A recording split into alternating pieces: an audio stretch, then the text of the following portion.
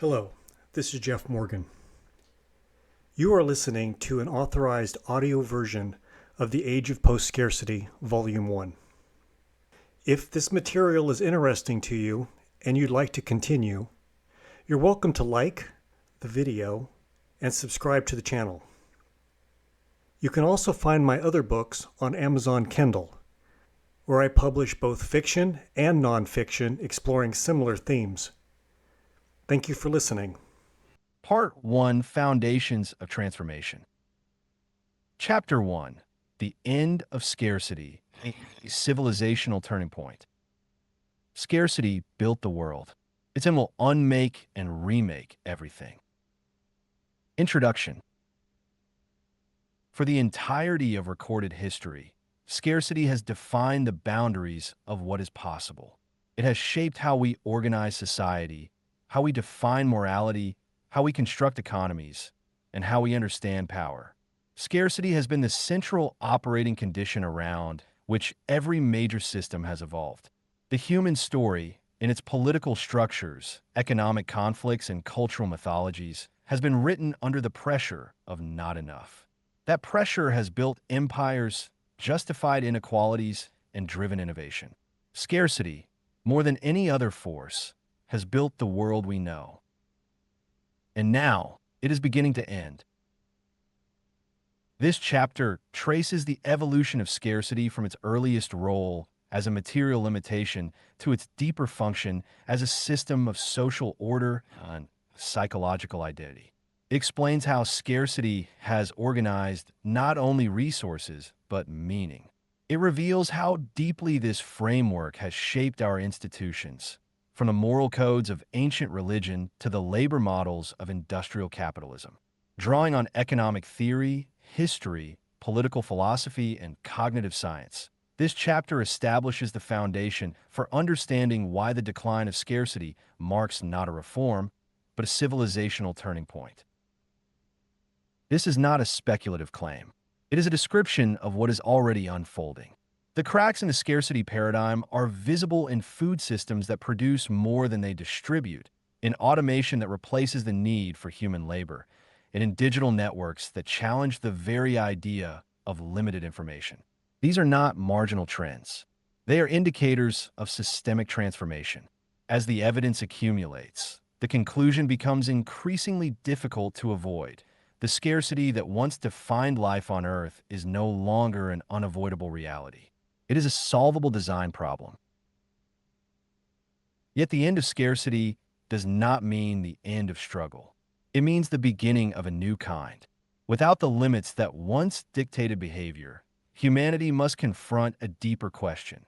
What will guide us when survival is no longer the organizing principle? This chapter closes by addressing the moral, psychological, and cultural challenges that accompany this transition. If we are to leave behind the world that scarcity built, we must not only develop new tools, we must become a different kind of civilization. What follows is a map of that threshold. It begins with understanding the principle that has defined our past. It ends with a glimpse of the future it can no longer contain. What is scarcity? Scarcity is the fundamental principle that has shaped every major system of human civilization. At its core, it describes the condition in which the needs and desires of a population exceed the availability of resources. This definition is the basis of virtually all classical and modern economic theory.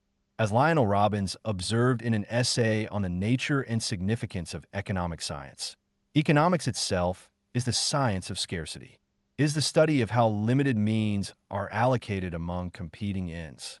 From the earliest agrarian societies to industrial capitalism, the allocation of scarce resources has determined who eats, who governs, who survives, and who thrives. Material scarcity defines the earliest logic of human life. Food, shelter, warmth, medical care, and security were never guaranteed. These basic needs had to be extracted from the environment through energy-intensive labor and cooperation. Because they were not universally available, systems were constructed to regulate access. These systems evolved into economies of trade, pricing, competition, and regulation. In the absence of abundance, value came to mean control over what others lacked. As David Graeber notes in Debt, the first 5,000 years, the history of economic systems is inseparable from the history of managing scarcity through obligation, hierarchy, and exchange. Scarcity, however, is not only physical, it is also psychological and cultural. The scarcity mindset emerges when fear of loss and lack becomes embedded in identity and behavior. This mindset drives hoarding, competitiveness, and chronic anxiety, even in conditions where material needs are met. In scarcity, why having too little means so much, Mullanathon and Schaffer demonstrate that scarcity literally narrows cognitive bandwidth, reducing attention, problem-solving capacity, and long-term planning ability.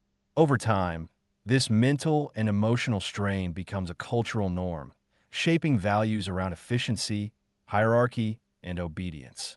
Generational trauma, passed down from histories of war, famine, and economic collapse, reinforces this way of being. Societies built under scarcity tend to admire restraint, stoicism, and productivity, not because they are inherently virtuous, but because they were once necessary for survival. These values are reflected in moral and ethical frameworks shaped by scarcity. In cultures where resources are finite, dependency is often punished while self-reliance is rewarded.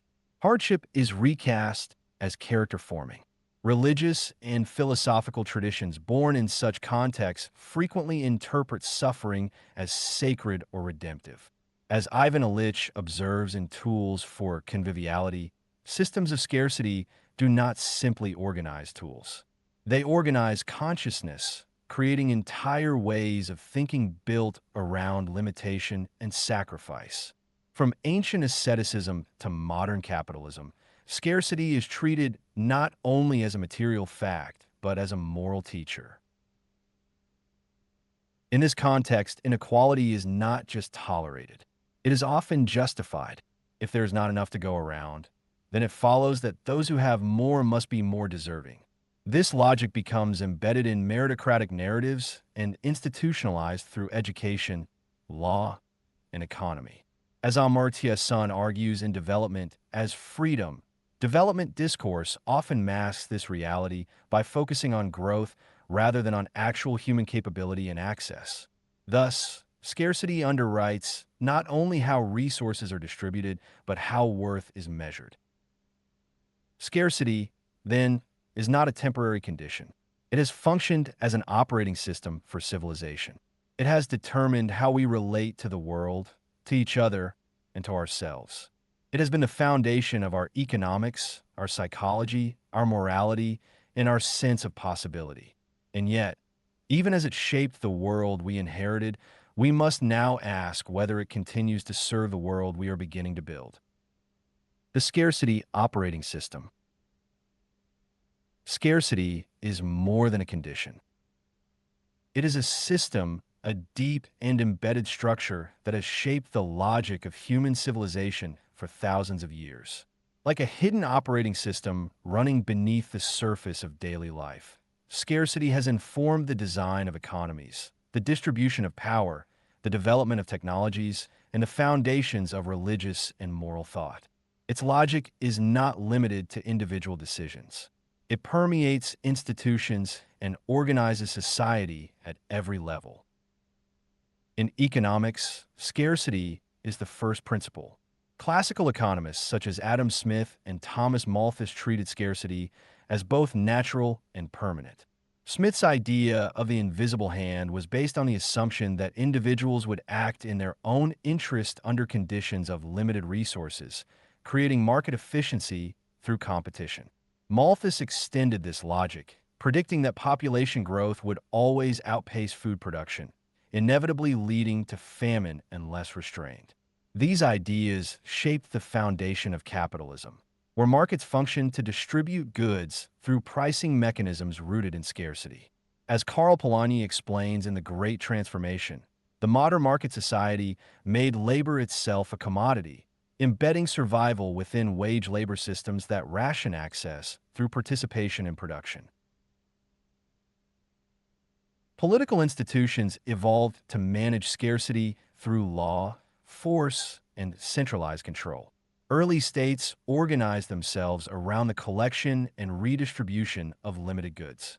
They governed access to water, land, and food, and enforced their authority through violence or divine sanction. War has consistently been a strategy for securing resources, from territory and slaves to oil and minerals. In Violence and Social Orders, North, Wallace, and Weingast describe how political systems were designed to preserve elite control over scarce resources, creating limited access orders that maintained social stability through exclusion. Scarcity made inequality appear not only inevitable, but rational. Technology has often been seen as a liberating force, but historically it has served to expand control over scarcity rather than to abolish it. From the agricultural revolution to industrial manufacturing, technological progress aimed to increase productivity, extract more from nature, and reduce the cost of labor. As Lewis Mumford writes in Technics and Civilization, industrialization intensified human dependence on machines while reorganizing daily life around efficiency and output. Innovation did not challenge the logic of scarcity. It accelerated it. Religious systems also reflect the influence of scarcity. Many traditions emerged in contexts where material deprivation was widespread. In these settings, self-denial, sacrifice, and obedience were elevated as spiritual virtues. Theologies were constructed around the promise of eventual relief, either in this life or the next. As Karen Armstrong explores in A History of God, the Abrahamic religions emphasized discipline, trial, and divine justice in a world where life was short and uncertain. The scarcity of material comfort was reinterpreted as moral necessity, and suffering became a path to holiness. Even secular moral systems continue to reflect these patterns. In many societies, worth is measured by productivity and independence. Dependency, whether due to age, disability, or systemic exclusion, is still treated as weakness. As Martha Nussbaum argues in Creating Capabilities, political frameworks often fail to support those who fall outside the productivity model because value is still assumed to flow from output rather than from inherent dignity. In this way, scarcity does not only define resource management, it defines social identity. The scarcity operating system has endured across empires, revolutions, and technological shifts. It has shaped capitalism, socialism, and mixed economies alike. It has adjusted to globalization, digitization, and even automation. But the core assumption remains constant. There is not enough. That belief continues to justify competition, exclusion, and inequality. We live within this system so completely that it becomes difficult to imagine anything else. Scarcity governs our work schedules, our housing markets, our educational systems, and our political debates. But as this book will explore in the coming chapters, the foundations of this system are beginning to erode. New technologies are emerging that challenge the necessity of scarcity itself. The question is not only whether we can transcend it, but whether we are prepared to live without it. Cracks in the scarcity paradigm. Though scarcity has long appeared as a natural law, its authority is beginning to erode. Across multiple domains, from agriculture to labor to information, the structures built to manage scarcity are becoming mismatched with reality. What was once essential for survival is now becoming a bottleneck for progress. The operating system of scarcity, once invisible and unquestioned, is starting to show its seams. One of the clearest signs of this shift is the rise of overproduction.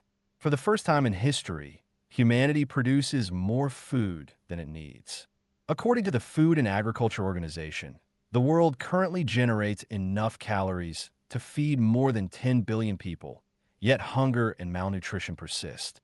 David Graeber, in Debt, The First 5,000 Years, notes that famine in modern times is almost never the result of actual food shortage.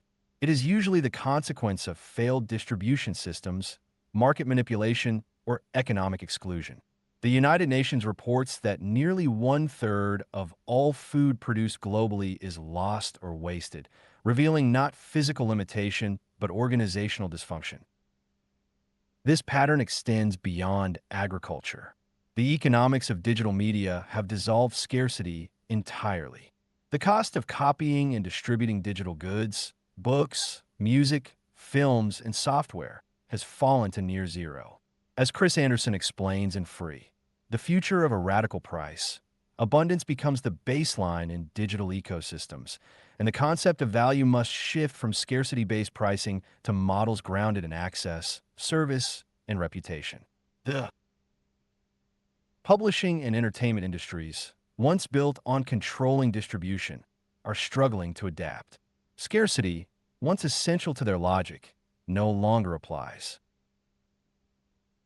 Automation introduces another fracture in the scarcity model.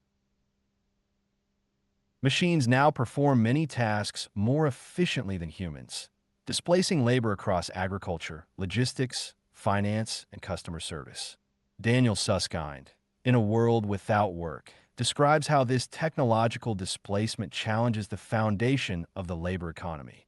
If work is the means by which people access goods in a scarcity-based system, automation severs that connection and demands new models of distribution and purpose.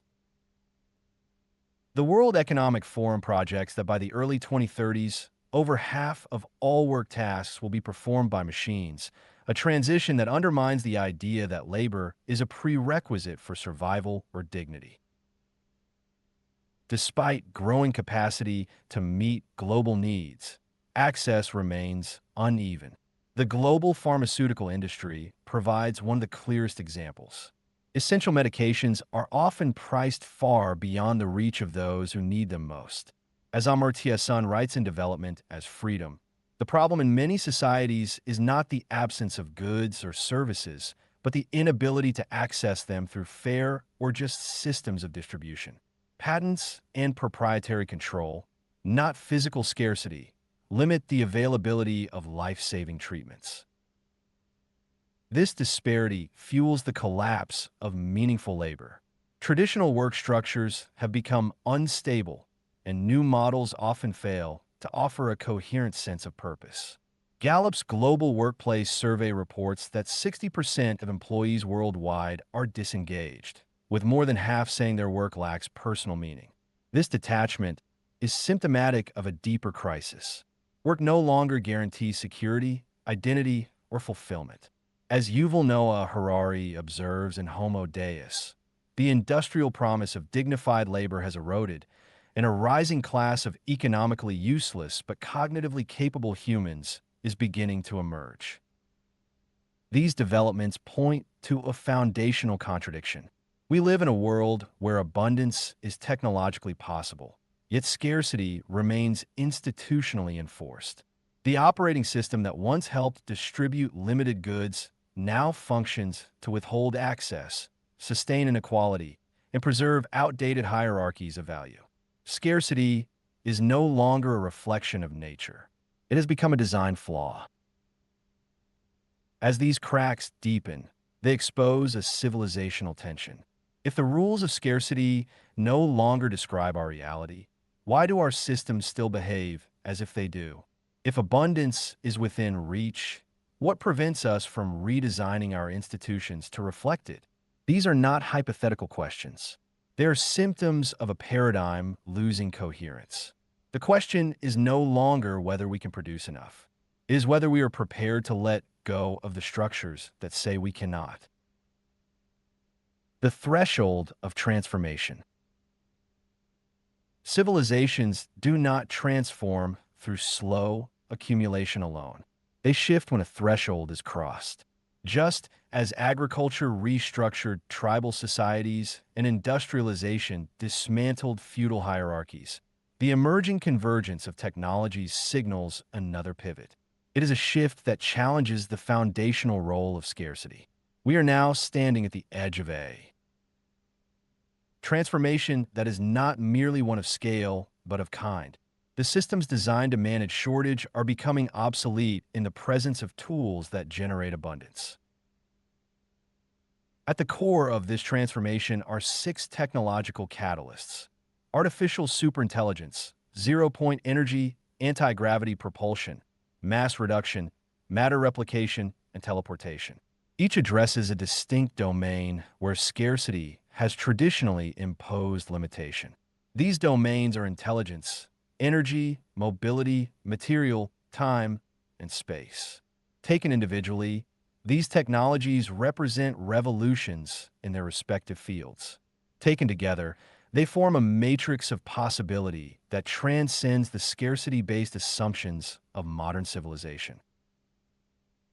Artificial superintelligence, already under rapid development, will far exceed human cognitive capacities. As Nick Bostrom notes in Superintelligence, Paths, Dangers, Strategies, the creation of non-biological intelligence capable of recursive self-improvement marks a decisive shift in control over knowledge, planning, and innovation. Intelligence, once rare and biologically constrained, becomes a scalable asset. The ability to solve complex global problems is no longer limited by human bandwidth or error. Zero-point energy, while still at the frontier of theoretical physics, offers a model for tapping into the underlying energy fields of the vacuum itself. If achieved, it would dissolve the geopolitics of fossil fuels and nuclear infrastructure. As Michio Kaku explains in The Future of Humanity, mastery over vacuum energy would provide clean and limitless power, liberating civilization from the ecological costs of current energy systems. Anti-gravity propulsion and mass reduction challenge the physical constraints of motion and transport. Traditional propulsion requires vast energy to overcome gravitational force. But as Harold Puthoff and others have explored in the physics of zero-point field manipulation, altering gravitational relationships may enable non-inertial motion. This would render terrestrial and even interstellar travel radically more efficient. When movement becomes effortless and ubiquitous, access to space, energy, and materials is no longer bound by scarcity. Matter replication transforms the relationship between labor, material, and production. Inspired by the principles of molecular nanotechnology, as first outlined by K. Eric Drexler in Engines of Creation, it refers to the possibility of assembling physical objects atom by atom from basic elements. This eliminates the need for traditional supply chains and decentralizes manufacturing to the point of local and on-demand material abundance. Teleportation, as conceptualized through quantum tunneling and space-time manipulation, reframes the relationship between presence and location. While much of this work remains theoretical, researchers like David Deutsch suggest in The Fabric of Reality that practical teleportation is less a matter of violating physics than of understanding its deeper structure. With such a system, the idea of distance itself begins to lose meaning. The limitations imposed by geography dissolve. These technologies are not iterative enhancements. They're structural breaks. They do not simply add capacity within existing systems. They force a redesign of the systems themselves. As Ray Kurzweil argues in The Singularity is Near, exponential technologies eventually reach a point where they no longer serve the paradigms that created them. Instead, they make those paradigms irrelevant. That is the threshold we are now approaching. Every historical transformation comes with a redefinition of time. Agricultural societies moved at the pace of seasons. Industrial societies moved at the speed of machines. Today's post-scarcity shift is unfolding at exponential velocity. Our institutions, however, remain rooted in linear thinking. As Thomas Kuhn described in The Structure of Scientific Revolutions, systems resist paradigm change, not because the evidence is lacking, but because the existing frameworks cannot make sense of the new reality. Transformation requires not only new tools, but new concepts with which to interpret them. This transition is not occurring in isolation. There's growing evidence, both historical and contemporary, that other civilizations may have passed through this same stage. Ancient myths across cultures reference beings from the stars, luminous visitors, and non-human intelligences. In Passport to Magonia, Jacques Vallée argues that the consistency of these accounts suggests long-standing interaction between human culture and advanced intelligences, filtered through the symbolic frameworks of each era. More recently, disclosures from military and intelligence sources have reopened public discourse on unidentified aerial phenomena, with credible testimony suggesting technology far beyond current human capabilities. If these civilizations exist, and the evidence increasingly supports the likelihood that they do, then it is plausible that they have crossed the same threshold we now face. Their apparent non-intervention may reflect a deeper understanding. As Carl Sagan once observed, a species' maturity is not measured by its inventions, but by how wisely it uses them. The true test is not survival. It is stewardship. We are entering a phase shift in planetary history. The age of scarcity is no longer a certainty. The tools emerging around us signal the possibility of a civilization governed by different principles. What comes next is not merely a future with more technology. It is a transformation in the architecture of reality. The moral challenge of post-scarcity. The end of scarcity, though often imagined as a utopian resolution to the human condition, does not guarantee a better world. The mere availability of abundance does not ensure justice, peace, or wisdom. It simply removes one layer of constraint. The deeper challenge is moral. When need no longer governs behavior, and when survival is no longer the central organizing principle, the question becomes not what we can do, but who we will choose to become. Technological power without ethical development is not progress, it is peril. History repeatedly shows that disruptive innovations amplify both the strengths and the weaknesses of the societies that wield them. As historian Yuval Noah Harari warns in Homo Deus, the future may be shaped less by compassion than by the priorities of the powerful if ethical wisdom fails to keep pace with capability.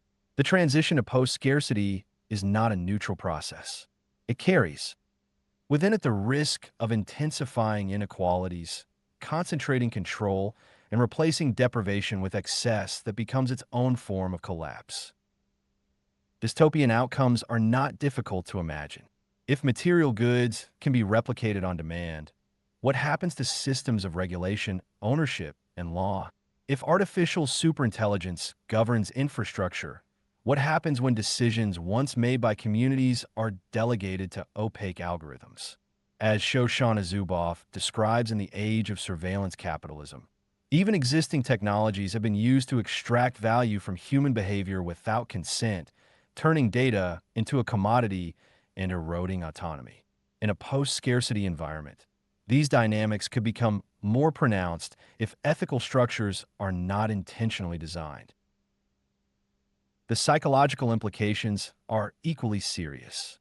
Humans have evolved under conditions of constraint, competition, and uncertainty.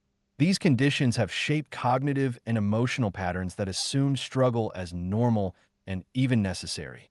As Viktor Frankl observed in Man's Search for Meaning, suffering can give life structure, purpose, and narrative coherence. When that suffering disappears, the vacuum left behind may not be filled by peace, but by disorientation. Depression, addiction, and nihilism often increase in environments where all needs are met, but no meaningful purpose is offered in return. Abundance without direction can create not freedom, but paralysis. This is the psychological trauma of transition. The erosion of work, the blurring of identity, and the disappearance of scarcity-based incentives may destabilize individuals and societies. As Daniel Schmachtenberger notes in his analysis of metacrises, humanity is moving into a space where it must cultivate existential maturity in order to handle powers that were previously the domain of myth. Without inner development, the tools of post-scarcity can fracture rather than unify. Civilization will not be saved by technology alone. It must be guided by a deeper understanding of the self. This deeper understanding must also extend to systems design. Post-scarcity does not mean automatic fairness. Access must still be organized, communities still nurtured, and values still practiced. As Amartya Sen argues in Development as freedom, human flourishing depends not only on what people have, but on what they are able to be and do. The design of post-scarcity civilization must center capability, dignity, and participation. It cannot rely on market logic or bureaucratic control to guide ethical life. Artists, ethicists, educators, and spiritual leaders will be as essential as scientists and engineers in building this world. The work ahead is not only technical, it is narrative. The stories we tell about purpose, about beauty, about our place in the cosmos will help determine how we navigate the freedoms abundance brings. As Jean Gebser writes in The Ever-Present Origin, true transformation arises when humanity integrates its powers with consciousness, when it moves from control to presence. This is not a return to the past. It is the evolution of civilization into a new form. The moral challenge of post-scarcity, then, is not simply to avoid catastrophe. It is to create conditions where life can become more meaningful, more just, and more awake. The question is not whether we can end hunger, poverty, or toil. The question is whether we can do so in ways that awaken compassion, deepen responsibility, and bring forth a world worthy of the power we now hold. Closing reflection. Scarcity made us. It forged our systems, our behaviors, and our stories. For millennia, it was the central force shaping how civilizations evolved. Scarcity determined how power was justified, how labor was structured, how values were assigned, and how survival was secured. It was not just a condition of life. It was its framework. But that framework is beginning to crack. The cracks are visible across every domain. Material production has outpaced basic need. Automation is replacing labor as the foundation of access. Digital networks defy geographic and logistical constraints. Knowledge is expanding faster than traditional institutions can absorb or regulate.